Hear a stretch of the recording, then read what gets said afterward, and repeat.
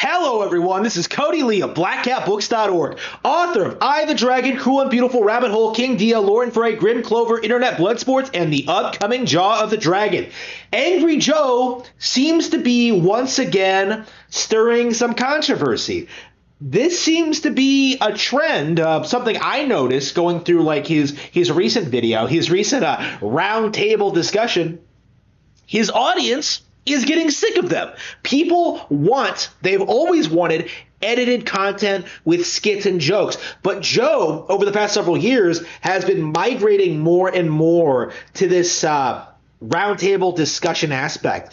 And I know I don't like it. I can see the fans don't like it. And I'm curious how much longer he can keep doing this without some real backlash. And even now, I think there was a lot of real backlash because I skimmed through the video. I noticed like he didn't do a good job organizing. There was no like cut. There didn't seem to be a lot of cuts at all. They didn't like have like games titled. It was like a top 10. It's supposed to be like, oh, my top 10 games of 2022 or something, even though it's August. He just now uploaded this. Another problem of his is that he's uploading videos late. Like top 10 games of 2022. Like, I have no idea what he was covering. I have no idea what he was talking about. I have no idea what he was hyped up. Like he was drowsy, he was sleepy, he was unenthusiastic. Sleepy Joe. I called him back in the day when like he tried to do that reaction to Nintendo's E3 and downplayed everything. Like I saw that again today. Like he has no enthusiasm for what he's talking about. And it's really, really starting to get on everyone's nerves, I think. And I'm curious how long this is going to continue before we start seeing like a real serious backlash. Because people like Angry Joe, you know, like these trailblazers in their field, people who established like the YouTube formula, who made it big back in the day, who like had like this very dedicated cult audience, like these guys will have the most loyal fan base in existence because they've been around forever.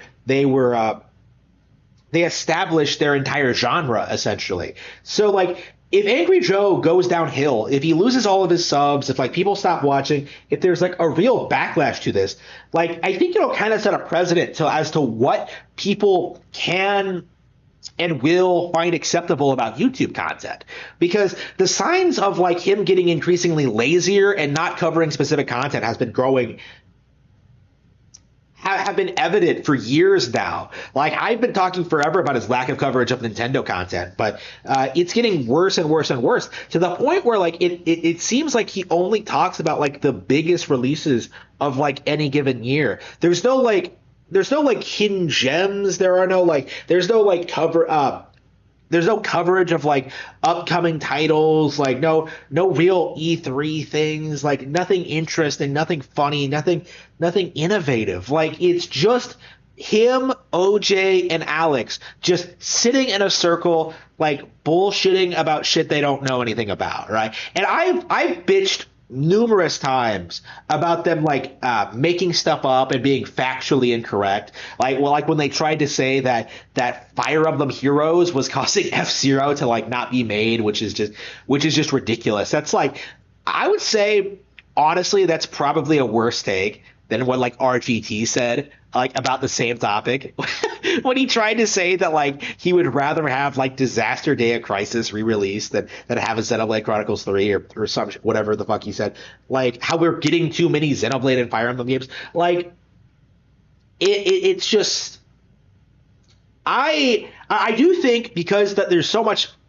these days, that there's so much YouTube content, there's so many gaming YouTubers, it's going to be very, very difficult to build up an audience like Angry Joe's ever again. And even if you do, you're not going to be nearly as influential or popular. Like when I look at people like PBG or JonTron, like nobody fucking cares about their takes on games anymore. I've never seen anyone bring them up. And there's plenty of things to talk about when it comes to PBG, like his his bizarre political opinions, his like public freakouts, his attitude problems, like the declining quality of his content. Like there's plenty of stuff to talk about when it comes to Peanut Butter Gamer, but nobody talks about him because by the time he came around and by the time he declined, there were several other YouTubers ready to take his place. Like that's the reality we live in that like people like Angry Joe are not going to be nearly as influential today as they were 10 years ago. People like Aaron Hansen aren't going to be able to release a sequelitis video and try to convince you that Ocarina of Time is a bad game. Like, it's just not going to fly these days. Like, people can't convince you that the PS2 had a good library. The propaganda just can't keep up with, like, the reality of people being genuinely enthusiastic about upcoming Nintendo games. Like, people like the BitBlock can bitch all they want about Xenoblade Chronicles 3 and Fire Emblem. That's not going to stop the games from being popular. You know, like they can do whatever they want. But in the end, YouTubers have absolutely no sway over the popular opinion of Nintendo fans.